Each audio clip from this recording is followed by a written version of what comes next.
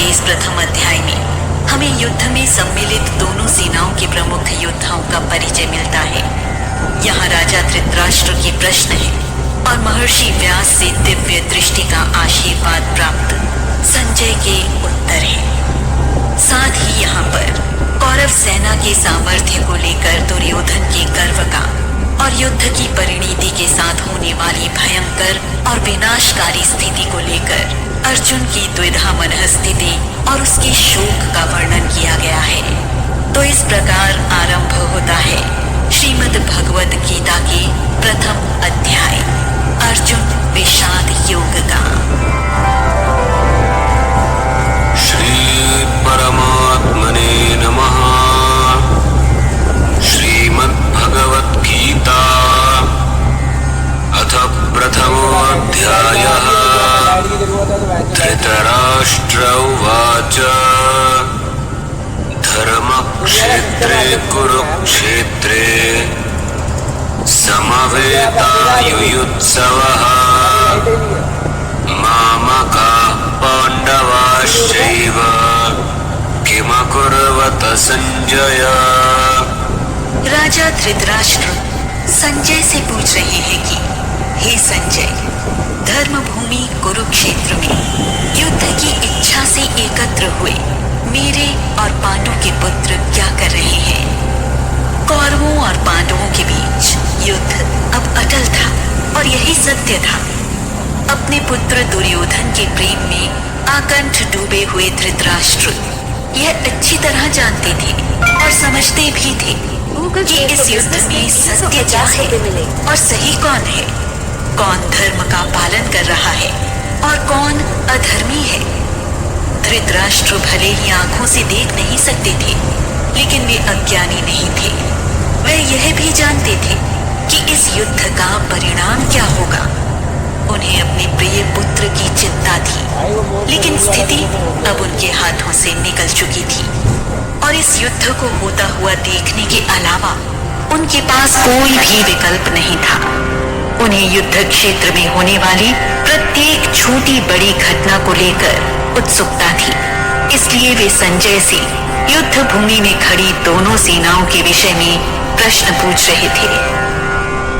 कई बार हम भी तो यही करते हैं ना दोस्तों, हम सब कुछ जानते हुए भी सच से आंखें मूंद लेते हैं और अपने किसी प्रिय व्यक्ति का उसकी हर सही या गलत बात में साथ देते चले जाते हैं, जबकि हम यह भी जानते हैं कि इसका परिणाम क्या होगा।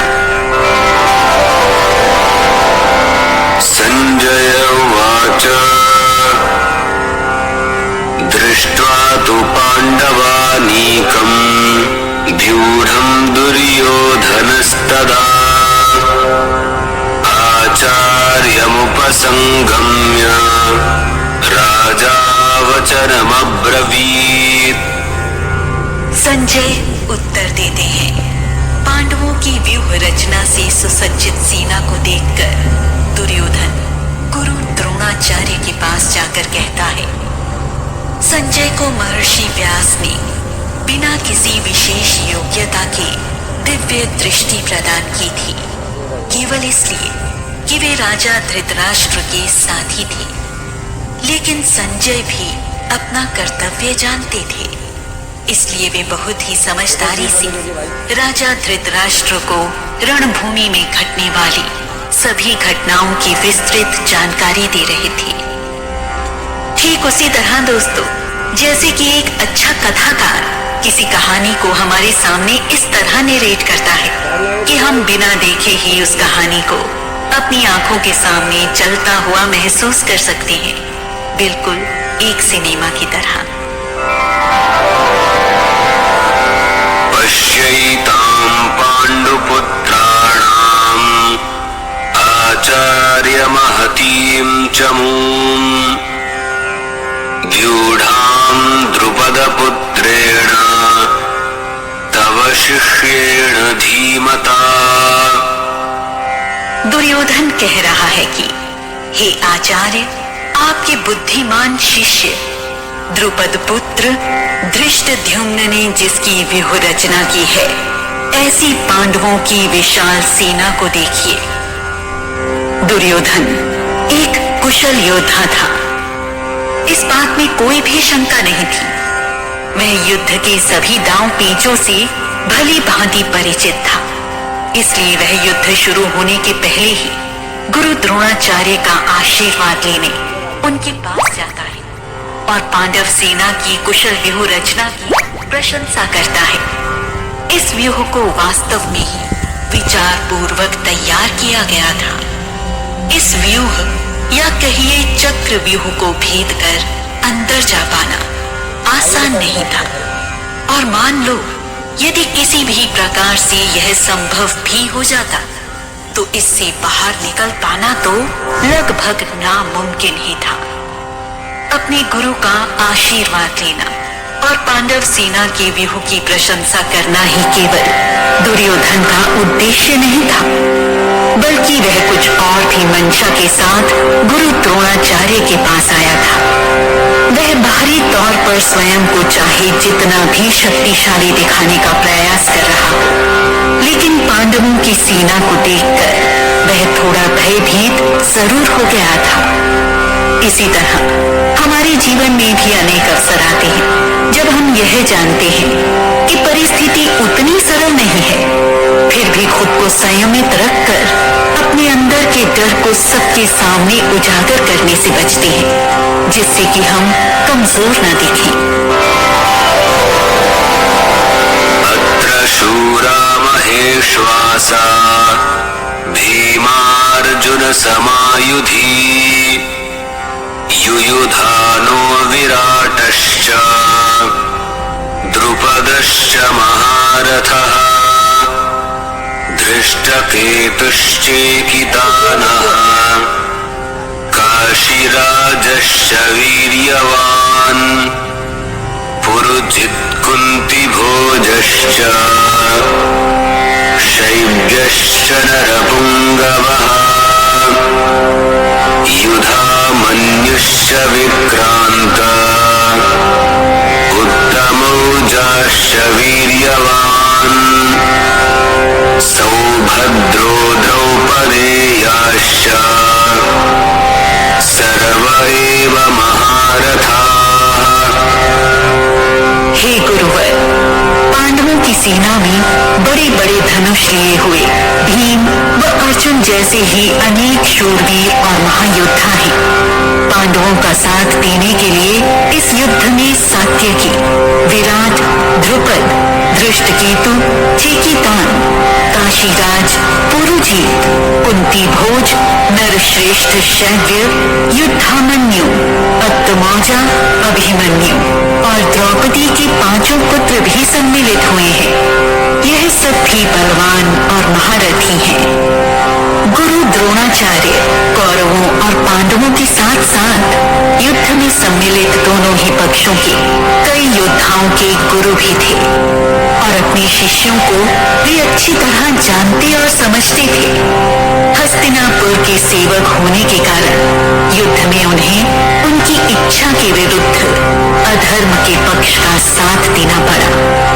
इसलिए दुर्योधन के ऐसा करने का एक कारण कदाचित यह हो सकता है कि वह गुरु द्रोणाचार्य से चर्चा करके उनके समक्ष पांडवों की सेना में सम्मिलित योद्धाओं का उल्लेख करके उनकी रणनीति और उनकी शक्ति का अंदाजा लेना चाहता था। बड़ी ही बुद्धिमानी से रचे गए पांडव सेना के व्यूह की प्रत्येक योद्धा की विचार शैली किस प्रकार की है, गुरु द्रोणाचार्य से वह कदाचित इस बात को समझना चाहता होगा। निश्चित रूप से यह एक विचारशील योद्धा के लक्षण है।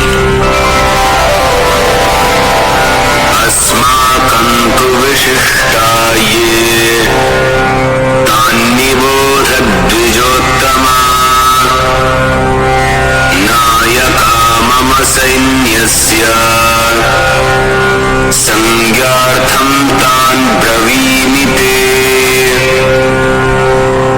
हे ब्राह्मण श्रेष्ठ, अब हमारी सेना में कितने महत्वपूर्ण सेनानी हैं, यह सुनिए।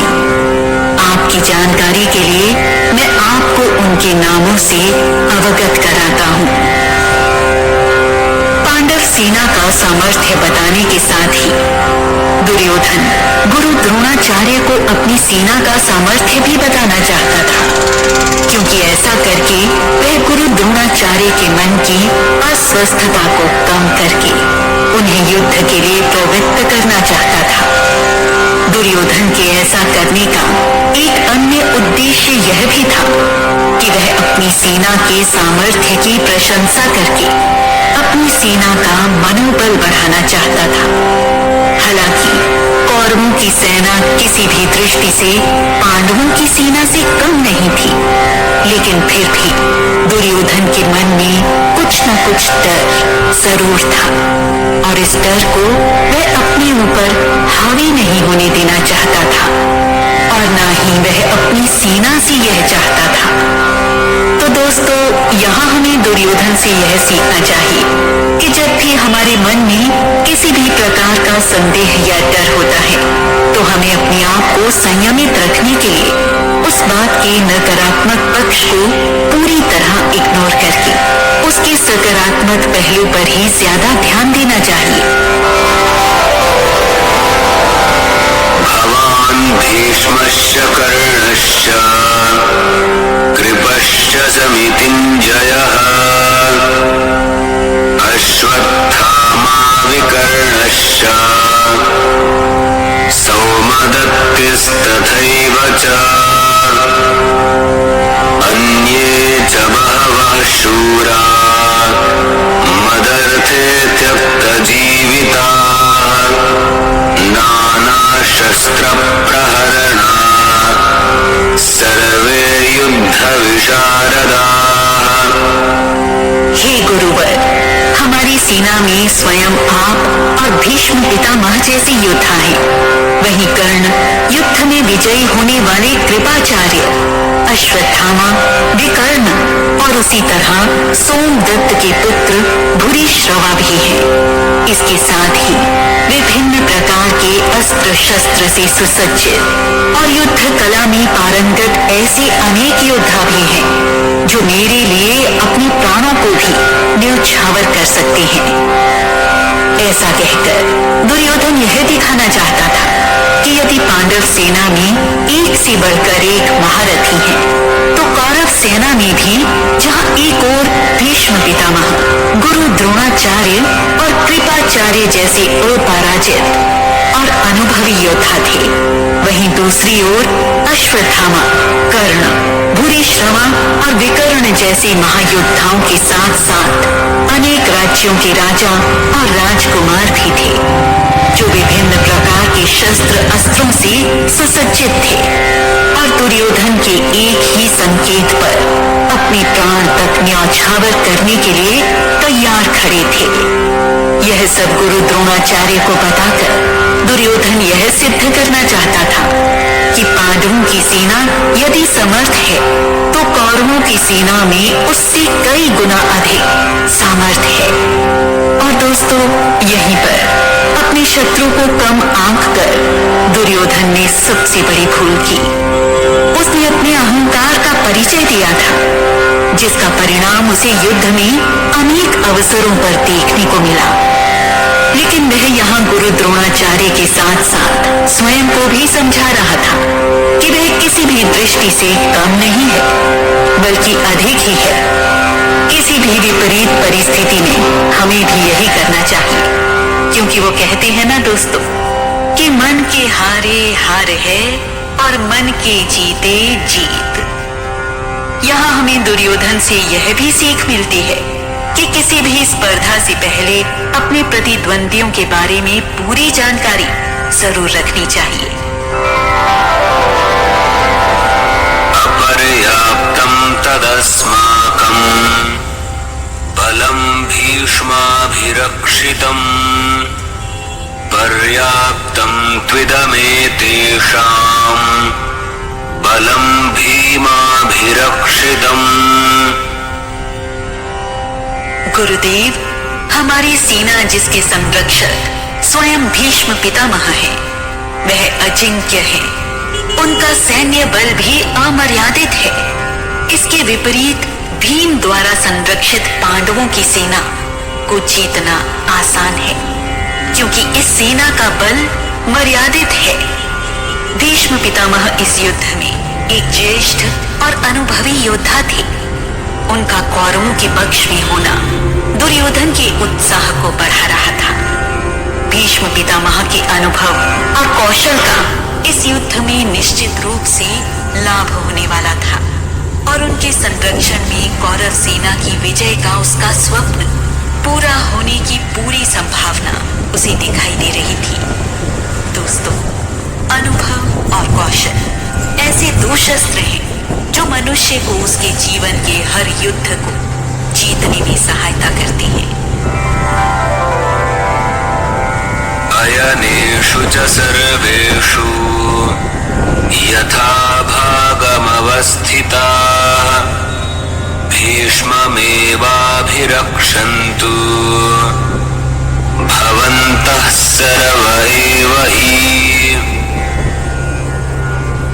दुर्योधन ने कहा, हे गुरुवर, भीष्म पितामह हमारे लिए महत्वपूर्ण है, इसलिए निश्चित रूप से हम सभी व्यूह द्वार पर अपने निर्धारित स्थान पर ही खड़े होना चाहिए और उनका हर प्रकार से संरक्षण करना चाहिए। अनुभवी और कुशल व्यक्ति हमेशा ही महत्वपूर्ण माना जाता है। किसी भी विपरीत परिस्थिति का सामना करने के लिए एक कुशल और अनुभवी व्यक्ति सबसे अच्छा मार्गदर्शक सिद्ध होता है। इसलिए हमें भी अक्सर यही सलाह दी जाती है कि बुजुर्गों के पास बैठकर कुछ समय जरूर बिताना चाहिए, क्योंकि दोस्तों, उनके पास व्यवहारिक जीवन का वह अनुभव होता है जो किसी भी पुस्तक में नहीं मिलता।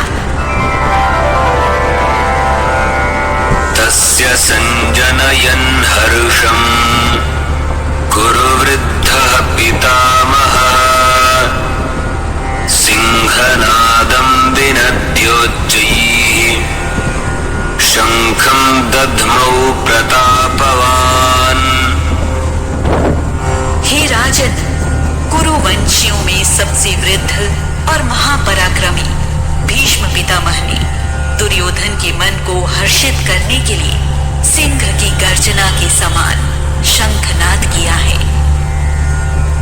युद्ध के नियमानुसार कौरवों के प्रथम सेनापति भीष्म पितामह ने युद्ध के आरंभ की घोषणा करते हुए प्रबल शक्ति से शंखनाद किया। भीष्म पितामह ने अपनी सारी शक्ति एकत्रित करके सिंह गर्जना के समान शंखनाद किया। उसकी आवाज बड़ी ही भयावह थी और वे ऐसा करके दुर्योधन को हर्षित करने के साथ साथ यह भी सत्यापित करना चाहते थे कि वे इस युद्ध में तन और मन से कौरव सेना के साथ हैं और केवल कौरवों के हित का ही विचार करेंगे। हालांकि इसके लिए उन्हें अपना मन, विवेक, अंतःकरण सब कुछ दांव पर लगा दिया था। कदाचित यह तीव्र आवाज कहीं ना कहीं उनके मन की चित्कार ही थी। हमारे सामने भी कई बार यह परिस्थिति उत्पन्न हो जाती है ना, कि ना चाहते हुए भी हमें कोई ऐसा काम करना पड़ता है जो हमारे सिद्धांतों के खिलाफ होता है। हमारा विवेक भी हमें उस काम को करने की अनुमति नहीं देता। तब हमें भी अपने मन को समझाने के लिए ऐसा ही कुछ करना होता है जो इस समय भीष्म पितामह कर रहे थे। ततः शंखाश्च भैर्यश्च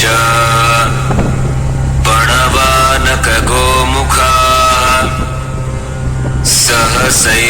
सहसैवाभ्यहन्यन्त सशब्दस्तु मूलोऽभवत्। संजय ने कहा, हे राजन, तो इसके साथ ही कौरवों की सेना में एक साथ अनेक शंख बज उठे।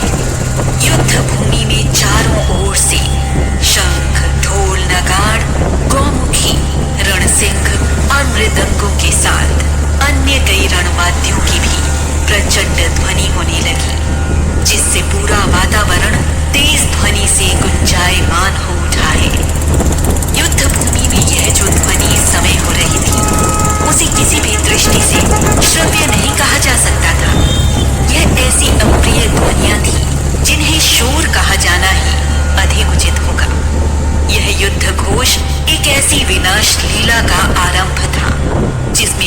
अपरिमित नरसंहार होने वाला था। सर्वसामान्य मनुष्य कभी भी युद्ध नहीं चाहता है। वह इस बात को अच्छी तरह समझता है कि युद्ध हमेशा अपने पीछे विनाश के ऐसे गहरे निशान छोड़ जाता है जिसकी छाप अनेक वर्षों तक कायम रहती है।